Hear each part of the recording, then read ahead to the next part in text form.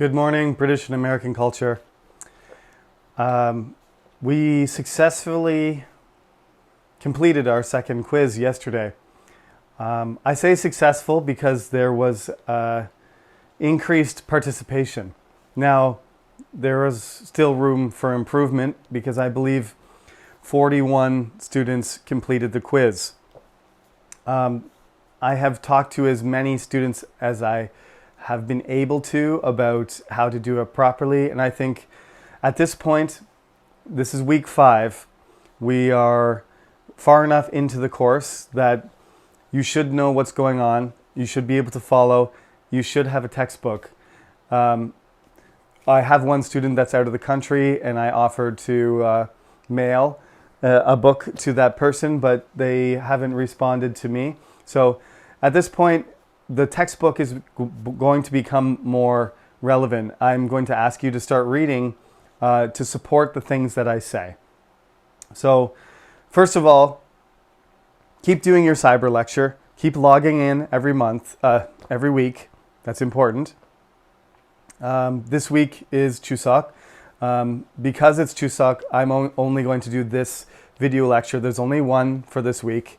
We just had a quiz yesterday on Monday, and I think it's nice to have a little break to spend time with your family or just to relax, whatever you're going to do. So there is no homework and there's no quiz, just this. So you need your textbook, not while you're listening to me, but you're going to have to read up a little bit from what I refer to today. So far, in the class, we've talked about the first millennium, the Celtic people that were the culture that we originally talked about, followed by the Romans, the Germans, the Danish, and the Normans. And as I've pointed out to you afterwards, after the Norman invasion, there is not another significant influx of new culture and genetics into the British Isles that takes over England. So those 5 cultures, you might say, kind of form the basic genetic and cultural pool of the islands. And then periodically there are immigrants from other cultures and infusions of other cultures from Europe. And then, up until now there's people that come from the Caribbean and from South America and from all over the world, from Asia and Africa too. The Indian subcontinent was part of the British Empire. We will talk about that later. And so there's been a large number of people from Pakistan and India and Bangladesh who have decided to move to the United Kingdom. So really, one of the major themes of the course so far is that the multiculturalism of America and Britain has really a very long history. It goes back not just generations, but hundreds of years. And you might argue in the case of Britain, because it's so close to Europe, that there was a constant, exchange of populations because of the seafaring nature and the proximity of the European continent, that there has been a continuous, flow, inflow and outflow of people since for thousands of years, since ships became a viable option. You have to remember a lot of things when you're talking about culture and you're looking at where cultures came from. Korea is a peninsula, and this geography has a big influence on the nature of Korean culture, whether you want to say that it's relevant now or not, because now we have airplanes, so things have changed, but the inherited culture of Koreans is somewhat insular, that they prefer not to look outward but inward. And some people have argued that about England as well, but I would argue that that's really not what this particular island culture is like. Japan has more of a inward-looking character, and you can see that in its, foreign policy and its history and everything. But actually, the British Isles, being as diverse as they are, being Irish and Scottish and Welsh and English, and being sort of divided and mixed the way that they are and have always been, but not really becoming unified politically, but not culturally necessarily. That they've sort of been looking outward from the beginning. Like I said, when we were talking about the Danish invasions and the period of the Vikings, they tended to look northward towards Scandinavia from about 800 to 1000 AD, and then they started to shift and look towards the continent, especially towards France. And maybe in the periods, you might argue, after this period we're talking about now, for the rest of this class, it's really a relationship with France, which is most important, and Scotland as well, because they're sort of threatening them in the rear. But eventually it'll become sort of a relationship with the whole world that becomes the fundamental aspect of British culture. Not that the English don't still exist and maybe want to stay in their own locality, but as a country and as a culture, they spread all over the world, and they share with the world, and the world shares with them. So this is the evolution that is the main theme of the book. That step by step, this mixture starts to explore itself and then explore externally, until you end up with a Canadian who's descended from British people teaching English in Korea. And that's a perfect example of, the inheritance of British culture is me being a professor who's interested in discussing the development and the meaning of British culture in a country on the other side of the world. Okay, so again, let's go back in time. Rapidly, we're going to start getting closer to the present, but for one more quiz, we have a third quiz.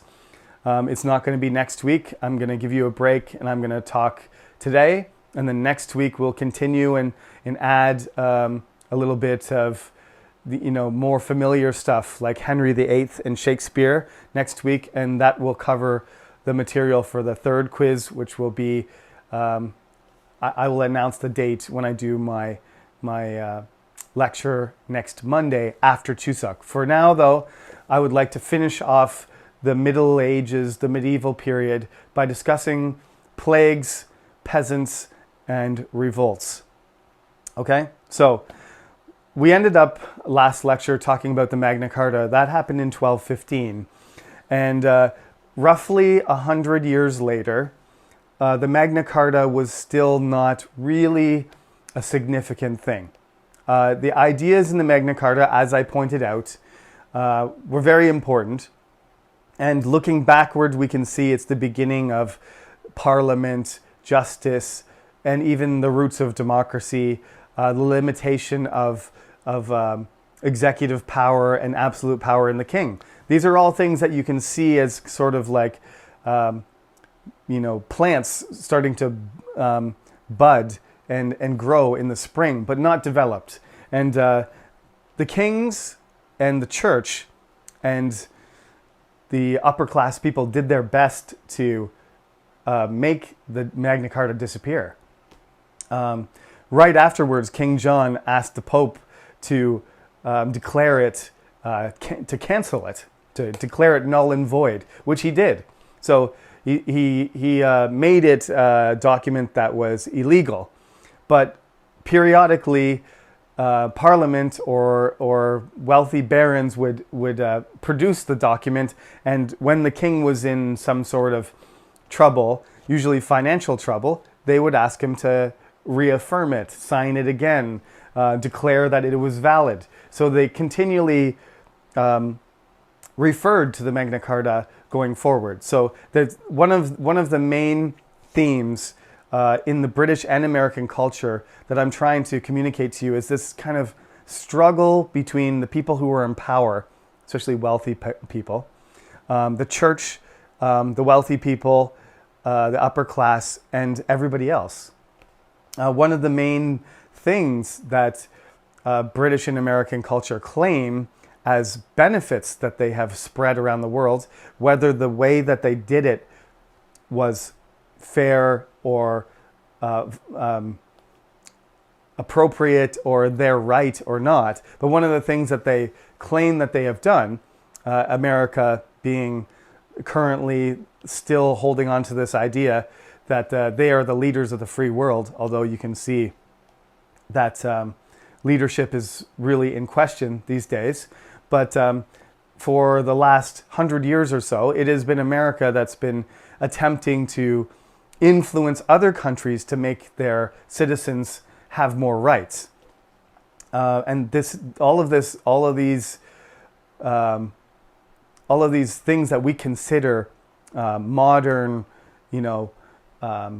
part of modern life that we hold dear to our hearts, our independence, our freedom, our ability to make choices and to defend ourselves against government or violence or any of these things, these all have root in this period.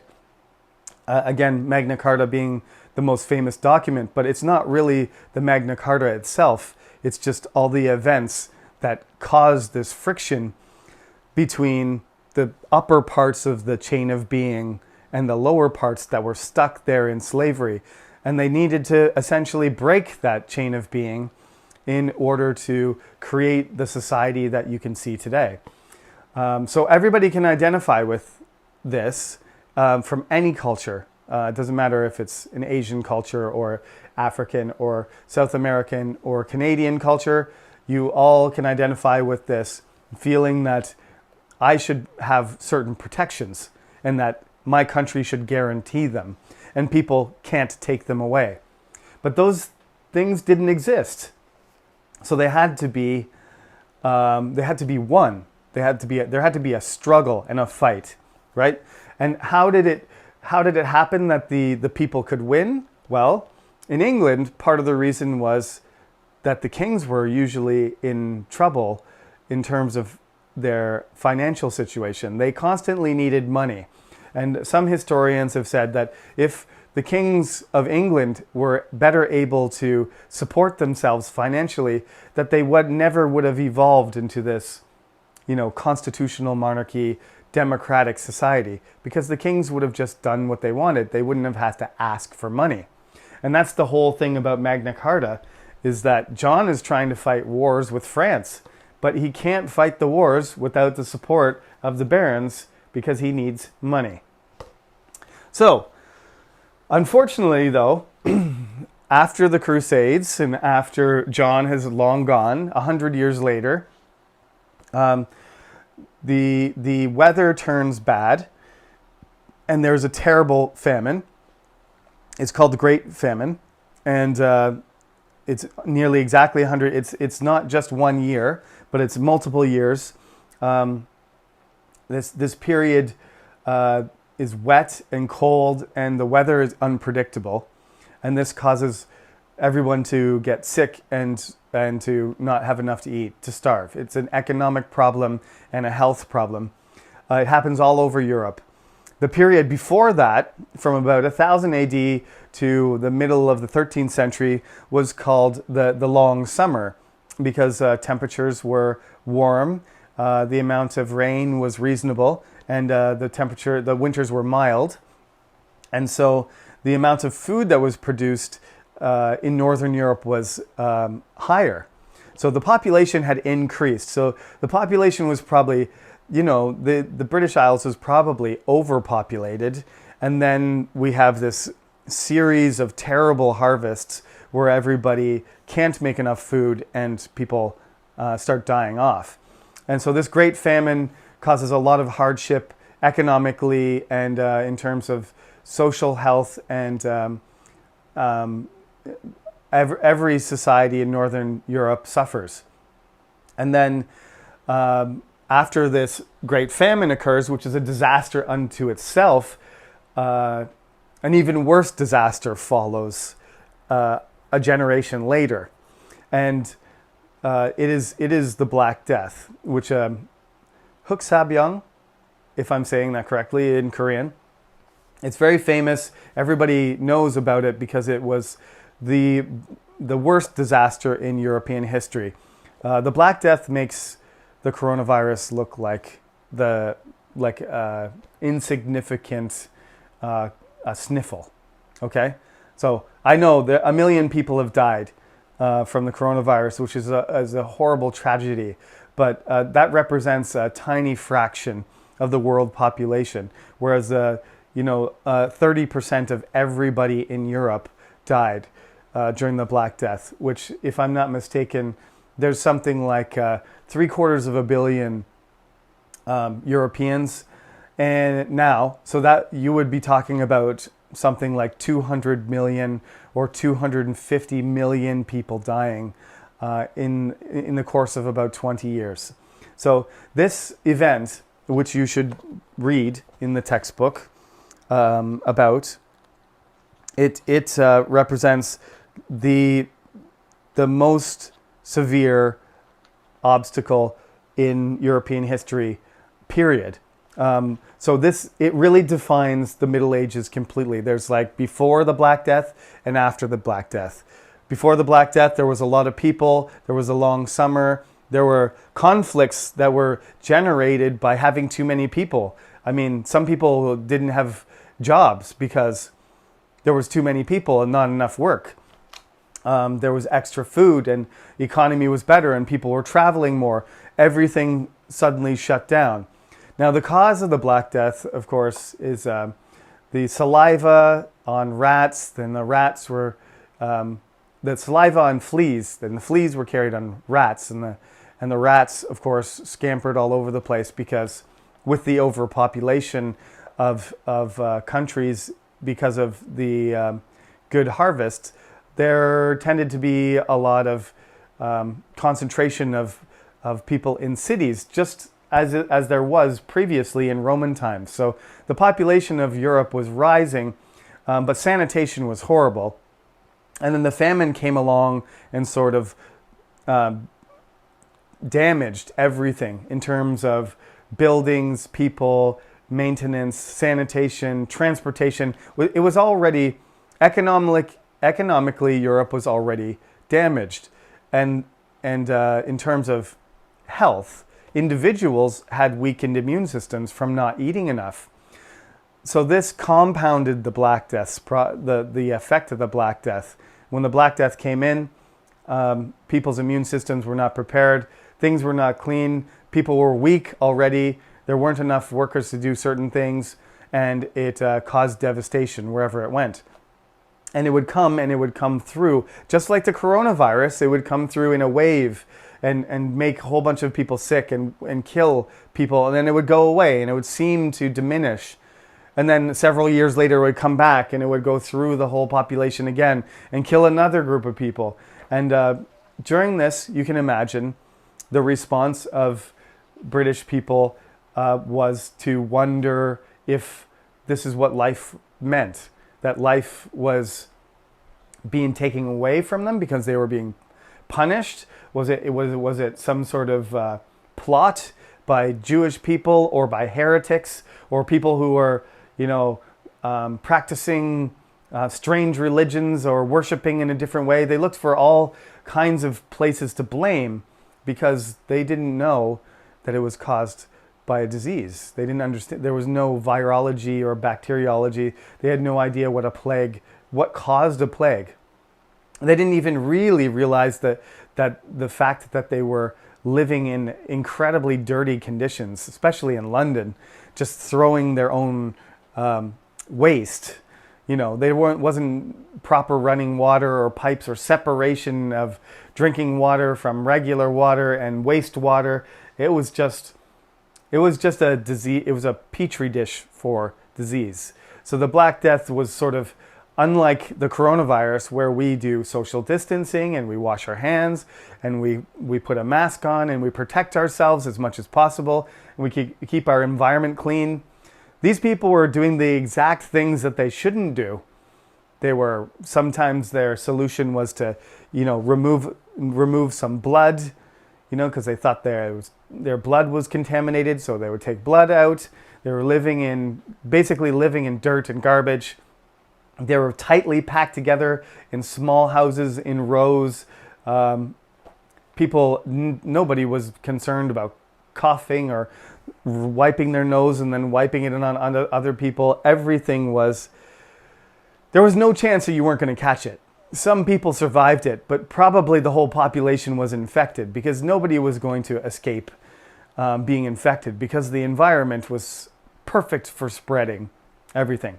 It's just the exact environment that any disease would thrive in. So the plague ripped through the entire country, and it had its normal terrible effects. People didn't travel. People blamed. They prayed to God for help. They blamed other people. They blamed themselves. People were looking for solutions everywhere. The whole society started breaking down because so many people died. By the end of the 14th century, half the population of England had disappeared. So we're talking about perhaps 6 million in Britain, including the Scots and the Welsh and the English, at the beginning of the century before the famine, and less than 3 million at the end. So it's a devastating population drop. And there are some effects that are listed in the textbook, but I will explain them to you. First of all, half the people are dying. Second of all, the relationship with religion is changing because people have different ideas about what the reasons are for the plague. Also, many priests die. Many people working for the church die being exposed to the disease. And since everybody's religious, when they die, they expect a priest to come and give them the last rites and pray for their soul and put them bury them in a grave. But of course, not very many priests are really super excited about doing that because as soon as they go to the body and the family, all those people are infected and they might catch the plague and die. So there's I suppose you might call them the brave or good priests that are doing what they're supposed to do, and many of them die from the plague, from the Black Death. And then there's the ones that are afraid or cowardly or selfish, and they don't do what they're supposed to do. So you end up having just piles and piles of people, and people digging big, people just dying on the ground and not being put in the ground, or people digging these long trenches and holes and throwing everybody in there. This also causes a crisis in every profession. If you were in a village and there was only 2 blacksmiths, then both the blacksmiths died, then you wouldn't be able to fix your horse's shoe or to fix a piece of metal or to have a tool made for you. So there's a complete disruption to society in terms of professions. So, and obviously a lot of the older people died, and the new generation grows up and they don't get a chance to learn their skills from older people. So you have a complete disruption of all professions and society in general. Particularly the church ends up with a short-handed and not having people with proper educations. And so you end up with younger and younger priests that are less and less educated. And there's all kinds of, less skilled people around trying to make do. And you can't blame them for that, but that's just that's just a result of having so many people disappear. I usually just look at my classroom and then just put my hand and draw a line down the middle of the class and just say, okay, imagine everybody on the right side of the class is dead. It's something that you can't even imagine because most students in my class have never, somebody may have died in their family, but like me, I've never actually seen somebody die. Lots of people have, but it's a surprisingly common thing for a modern person my grandmother died, my grandfather died. I've seen a dead person, but I never saw them die. This is another thing you have to get your head around, is that death was all around these people all the time. And so their relationship with death and their experience of it, especially during something like the Black Death, where you would constantly be seeing dead bodies and dead people and family members dying all the time, it would change you. It would change your relationship to everything. Now, not everything was bad. All the things I've been telling you are horrible, because it is the worst tragedy. But out of tragedy, there can be some benefits, surprisingly. And one of the benefits was there was an overpopulation, the elimination of half of the population, as if Thanos decided to snap his finger. And he's Thanos from Marvel. He believes in some sort of cosmic justice, and that everything would be better if we just removed half of everything in the universe. This is the kind of idea that some strange people had. I don't share that perspective, but that's what the whole Infinity War thing is about, is that there's this alien who's trying to cut the entire population of the universe in half. This is actually what happened to English society, is that almost as if somebody slowly snapped their fingers and eliminated half of society. And it wasn't distinguishing, just like Thanos. It didn't distinguish between rich or poor or good or bad. So the people that you had left were not necessarily the best people. That's not how it worked. So all of these people, genetically advantaged, healthy, lucky, they survived, but the labor pool was so small that basically all of the rich people who had an excess of labor and could basically treat their laborers, their workers, however they want, but gradually couldn't do that anymore. So they didn't have enough of a labor pool. They didn't have enough labor to develop their lands. If you were a lord and you had a huge area that needed to be, tended, animal herds and growing crops on them, you needed a certain number of people to work that land. And now there were not enough. So this is what happened, is basically the cost of an individual laborer doubled during the Black Death. This is doubling is pretty awesome, even for us. Like if somebody said, Jeremy, there's less professors now, we're going to double your salary because you're so important, I would celebrate.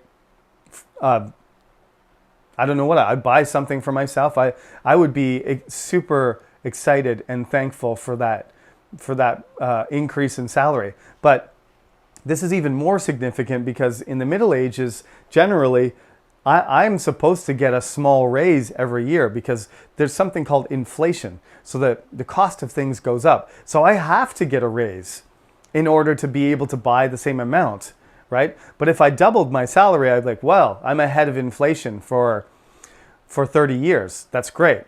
But normally people need their salaries to increase because the cost of things increase every year. I'm not teaching an economics class, but 2% or 3%, the cost of things goes up. You have to get a raise of at least that much. If you get a 3% raise in your job, maybe you're not really making that much more money because inflation, you're just keeping up with inflation. Inflation was not really a thing in the Middle Ages. Inflation was almost zero. Things didn't cost more every year. The price of things, like the price of a cow might cost 10 silver coins, and then 100 years later, it would still cost 10 silver coins. So if you doubled, in this situation, if you doubled your salary, you doubled your purchasing power. So this was a huge thing. But of course, for the landowners, the wealthy people, this was a terrible thing. So they tried to prevent it.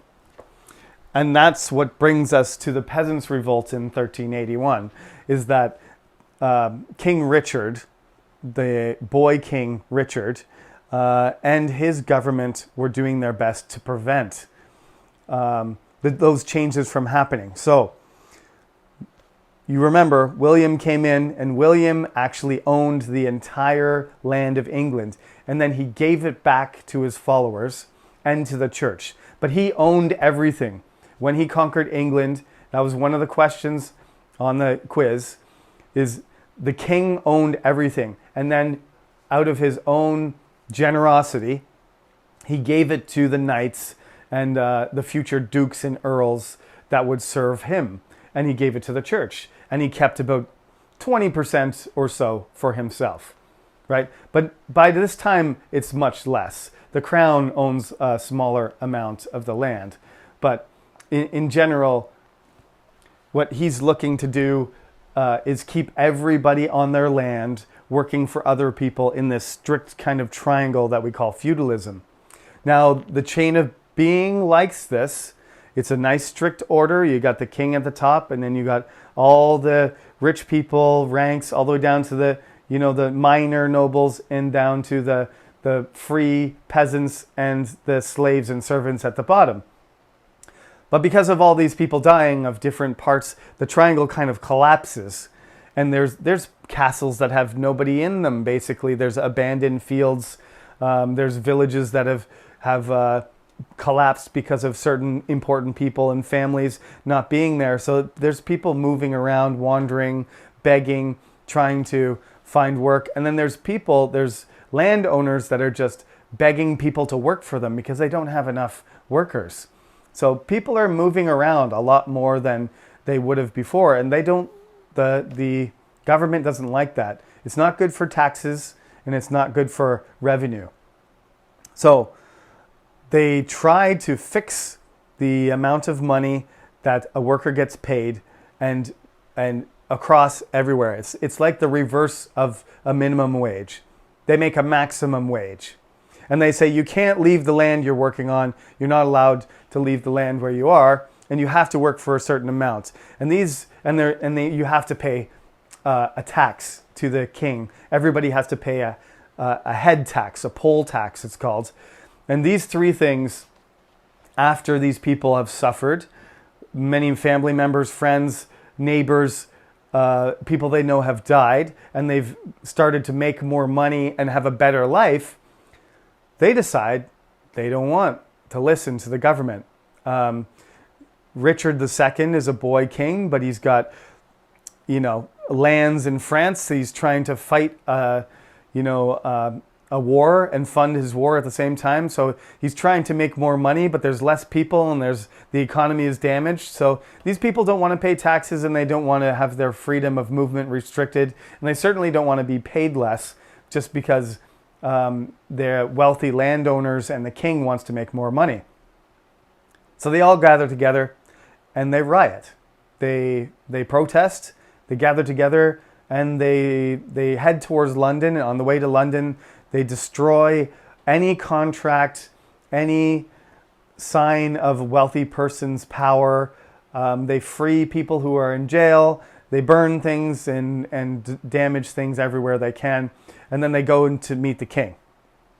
In this meeting, they initially get the king to agree to most of their demands and not to enforce these taxes and restrictions of movement and wage limitations.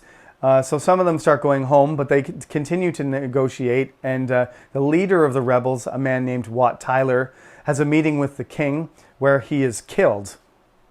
And when he is killed, the whole army of the rebels, which basically had control of London, panics and starts running away. And then King Richard gets control of the situation and starts chasing people down, punishing them, and making all of the peasants return to their lands. So that's why it's called not called a peasant revolution, but called a peasants' revolt, because it was put down and the king crushed it in the end.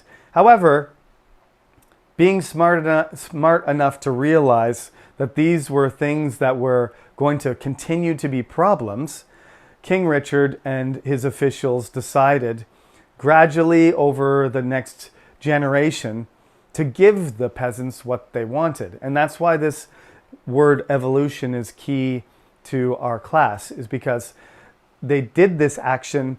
They were doing illegal protesting and they damaged everything. I don't want to compare it directly to things that are going on in America right now, but there is an element of violence and frustration that can be avoided if governments and people recognize that there's something that the people want. Right? In America, there's something that most people want. They want less violent behavior by the police. Now, we have to protect the police, and we have to protect the citizens, and there has to be a balance there. But the general atmosphere in America for the last year, or you can go back years now, you can go back, I shouldn't even say years, you can go back even generations or centuries in America, is generally that the behavior of the police, especially towards black people, has been violent and unnecessary and unjust. And that when that problem is fixed, there won't be any more protesting, rioting, and violence. So this is a testament to the moderation of the British, that they did have this one sort of violent episode. It was a revolt, though, and it was most of the people that were involved took action directly against the people that were responsible for their for the issue that they were concerned with.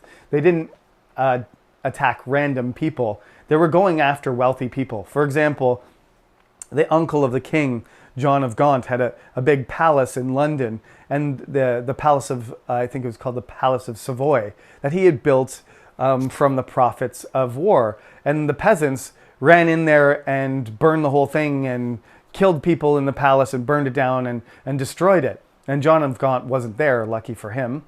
But he was the one that they were blaming for the taxes and for the restrictions to their movement and for the cap on their wages. So they took out their anger on him. So there's something about this peasants' revolt, although it's violent and crazy and terrifying to a lot of people, that it's under control somewhat, and it's directed at the right people, and it's conservative. It's a conservative revolt, and that's sort of why it failed, because revolutions sort of get out of control, and they take on a life of their own, and then everybody gets hurt and damaged. But this is normally not what happens in England, that when the protests organize and they rise up, there's still a certain amount of moderation and reason and logic to the protest and the violence directed against government. So this is 1381 famous. It's famous because it was terrifying to the upper class. It could have been much worse. It still caused a lot of damage, but in the long run, the peasants did go home, and people died and damage was caused. But the government of the kingdom recognized that the people needed, the rules needed to be changed, and there was an evolution towards that. And several generations later, feudalism was gone. This restriction on movement was gone. The poll tax was canceled and not used again. And when kings or officials attempted to do it, there was a huge reaction to it. So it never really reappeared until you started having, modern income taxes and other sorts of sneaky ways to get tax into the government's coffers later. So it is a very significant event. Now, last for this is one lecture this week, so again, it's a little bit longer than usual, but the last thing I want to talk about today to finish off the 14th century before we move into the early modern period, like I said, with the Henry Tudor, Henry VIII, the Reformation, and Shakespeare, which will be next week's topic. There are two really important people. They're in the textbook. They're included in the textbook. John Wycliffe and Geoffrey Chaucer.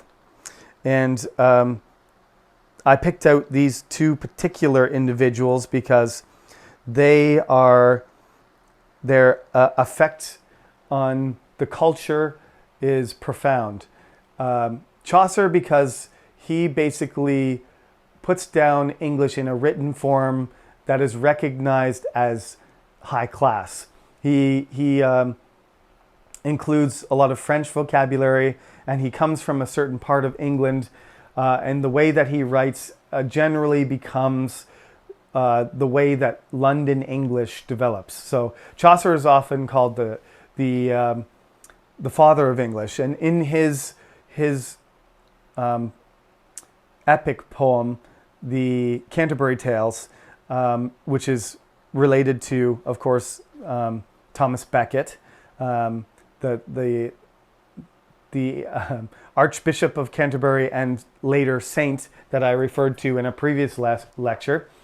He creates a story where all these different people are gathering together, and they're going to travel down the road as pilgrims to visit the shrine at Canterbury, the St. Becket's shrine, the most famous shrine in England.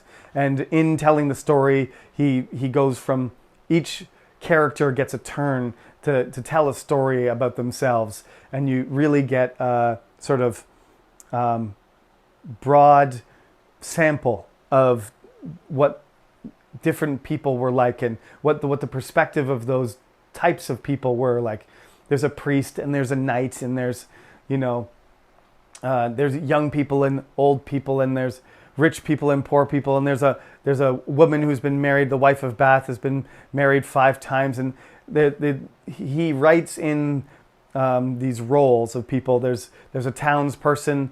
There's all these different people from different. It's like a cross section of 14th century English society, and it's fascinating because you get Chaucer's perspective on it, and then you get the interaction of all the characters, and it's one way we can imagine what English society was like. And you can sort of see the prototypes for Shakespeare's characters and for characters in stories later, and for future English citizens as well. So it's a really significant literary effort, because it provides all this information.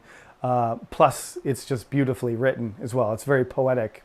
So he sometimes gets the title of Father of English because of that. Middle English starts to change a lot. As I said, King Alfred spoke something that was very Germanic, and Chaucer creates this thing that's much more similar to our modern English. So you might even be able to figure out the words if you tried really hard to work through it. John Wycliffe, I'm simply going to say he's kind of like the Martin Luther of England, except he lived well in advance of Luther. 150 years before, he had a bunch of followers called Lollards, and that is some sort of Dutch word for mumble, like lol, like that. These Lollards and John Wycliffe, who was an Oxford scholar and very important person, basically started a movement that was proto-Protestant. So he believed that the Bible should be in English so everybody could read it. He didn't believe that the Catholic Church should have a monopoly on Bibles and only be teaching in Latin. He thought all people should have access to the Bible, and they should learn how to study and understand God's word themselves. That was one of the most radical things that he thought. He also thought, he was against the corruption of the church and giving all your money to the church and these rich cathedrals being built. He didn't think they were houses of God. He thought he thought Christian religion should be more oriented around the Word of God and the practice of being a good Christian, not about these fancy clothes and beautiful buildings and art and expensive things that were enjoyed by the Catholic Church and showed all the power and wealth of the church. He was really Protestant in his focus towards the philosophy, the living a good life, and studying the Bible and understanding what the meaning of the Bible was. This wasn't too popular with rich people and bishops and the church, who wanted more money and wanted people to be content with their role and their contribution to the church.